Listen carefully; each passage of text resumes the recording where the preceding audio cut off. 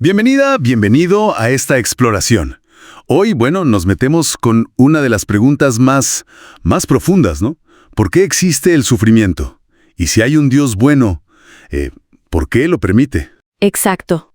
Nos vamos a basar en un escrito del padre Ramón Ricciardi, que se titula justo así: ¿Por qué Dios permite el dolor? Sí, un texto que la verdad analiza las muchas caras del dolor. Habla de catástrofes, enfermedades, hasta, las aflicciones morales. Y esa reacción casi universal de preguntar, de cuestionar, a veces hasta de rebelarse, ¿no? Sobre todo cuando sufren los inocentes. Totalmente. El texto mismo dice que esta pregunta es viejísima, tan antigua como la humanidad. Cita a Habacuc, a Job, figuras que se animaron a pedirle cuentas a Dios. Así que vamos a ver qué respuestas o perspectivas ofrece este material. Dale, veamos. Bueno, para empezar, el texto describe el sufrimiento como una realidad con 1000 rostros. Dice que está presente siempre, desde que nacemos hasta que morimos. Menciona ejemplos muy duros, Abortos, niños abandonados, maltratados, la violencia, desigualdades que claman al cielo, guerras, hasta menciona un caso de genocidio. El de Camboya, ¿verdad? Que cuenta un taxista en París. Ese mismo, de 7 millones de habitantes a 4. Él, único sobreviviente de su familia. Es tremendo. Y claro, ante eso el texto subraya que es natural preguntarse por qué Dios lo permite. Una pregunta que, puede llevar a la rebeldía o a dudar de si Dios es realmente bueno. Es que es difícil, ¿no? Conciliar tanto mal con la idea de un bien infinito, al que encima, en esta tradición, llamamos Padre. Justamente.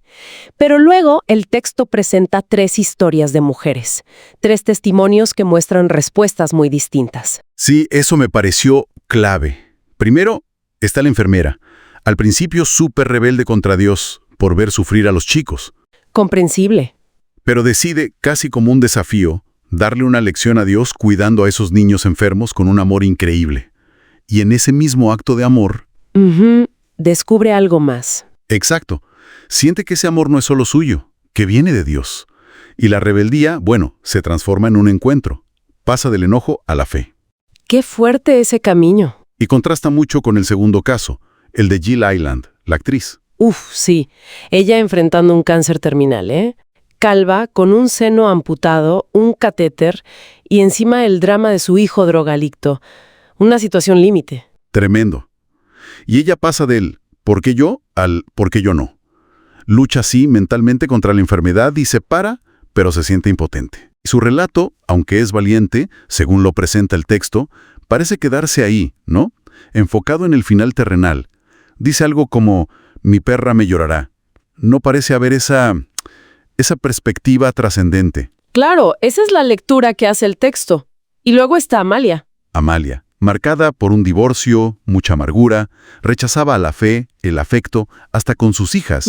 Y en un santuario como que explota, increpa a Dios, a la Virgen, pero al ver una imagen de Cristo crucificado, algo pasa. ¿Qué es lo que pasa? Siente el dolor de él y el suyo propio. Llora por primera vez en años, un llanto acumulado, y encuentra paz. Ahí está el giro. Ajá. Su visión cambia por completo. Entiende que Dios la ama, que el sufrimiento si se ofrece tiene un valor. Y su pregunta cambia. Ya no es ¿por qué?, sino ¿para qué, Señor? Impresionante. Ahí está la clave que mencionabas al principio. Sí, y encuentra un nuevo propósito como madre, como creyente. Es que son caminos muy distintos, La transformación por el amor activo de la enfermera, la lucha más estoica de Jill Ireland y esta conversión de Amalia, donde la fe resignifica todo el dolor. Ese cambio del ¿por qué? Al ¿para qué? Es central. Totalmente. Y entonces, ¿cómo aborda el texto esto ya desde una perspectiva más, digamos, teológica? Dice, ¿si el sufrimiento es un castigo? A ver, toca ese punto directamente.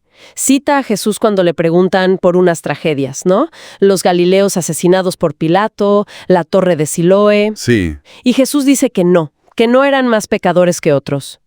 Pero sí advierte sobre la necesidad de conversión. Y luego está el caso del ciego de nacimiento. Claro, ahí dice que ni él ni sus padres pecaron, sino que era para que se manifiesten en él las obras de Dios. Exacto. Y ahí, según el texto, está el giro clave que propone el cristianismo a través de Jesús. Transformar la pregunta. Pasar del ¿por qué pasó esto?, que mira al pasado buscando culpas, Ujú. al ¿para qué puede servir esto?, que mira hacia adelante buscando un sentido. Justamente. Aunque, ojo, el texto es claro. El sufrimiento sigue siendo un enigma humanamente irresoluble y es un RAL en sí mismo. Insiste en que no viene de Dios, que creó todo bueno, y que la Iglesia, de hecho, lucha contra el sufrimiento. Pero entonces, ¿dónde está la respuesta? La respuesta que ofrece la fe cristiana, centrada en la pasión y resurrección de Cristo, es que ese sufrimiento puede adquirir un nuevo sentido. Se menciona una frase, creo que atribuida a San Agustín, que dice que Jesús no eliminó el sufrimiento, sino que lo iluminó y llenó de su presencia. Exacto. Y eso le daría un potencial salvador, redentor, cuando se une al de Cristo por amor. Es una idea central. El sufrimiento puede purificar, fortalecer la fe, generar solidaridad. El texto da ejemplos, ¿no? Conversiones en Lourdes, gente que crece espiritualmente después de pruebas duras. Sí, y usa una analogía muy potente, la del revés del tapiz. Ah, sí, que ahora vemos solo los hilos enredados, el lado feo. Ujú, pero que en la eternidad veremos el diseño completo, el dibujo hermoso, donde incluso esos nudos y colores oscuros del sufrimiento tuvieron un propósito. Es fuerte esa imagen. Y relata el caso de un joven que pierde las piernas en un accidente de moto. Ujú, y que termina agradeciendo el accidente porque dice que le devolvió la vida, espiritualmente hablando. Es una perspectiva, bueno, muy radical desde fuera, pero central en esta visión. El texto también hace referencia a mi Cristo roto, ¿no? Como un símbolo de ese proceso. Sí, describe ese camino desde la protesta inicial, el ¿por qué a mí?, hasta una aceptación más serena, encontrando consuelo al compartir el dolor con la imagen de Cristo sufriente.